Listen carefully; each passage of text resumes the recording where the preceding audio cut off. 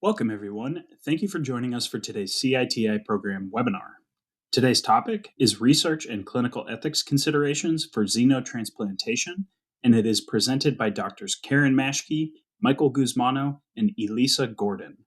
Karen is a senior research scholar at the Hastings Center and editor of the journal Ethics and Human Research.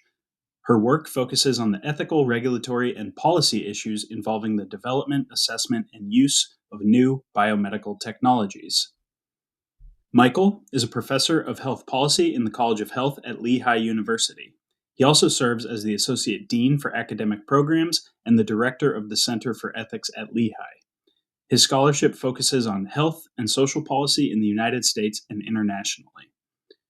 Elisa is a professor in the Department of Surgery and the Center for Biomedical Ethics and Society at Vanderbilt University Medical Center.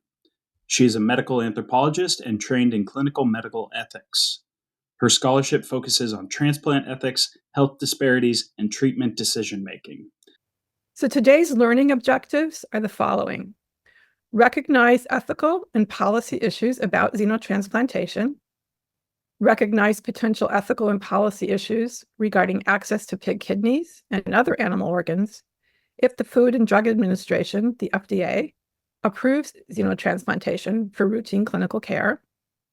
Explain ethical concerns regarding eligibility criteria for participating in a first-in-human pig kidney xenotransplant trial.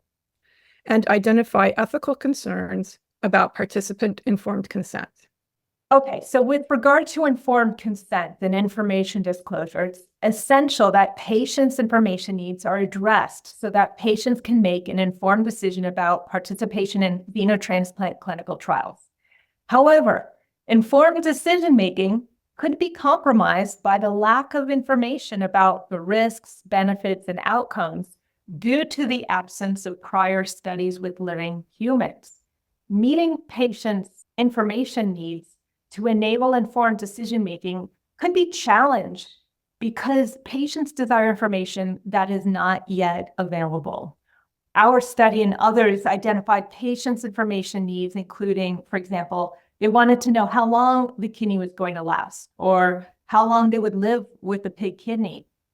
As is common with other surgical innovations, if patients have high expectations that are not met through the informed consent process, then that could lead to patient dissatisfaction and patient distrust.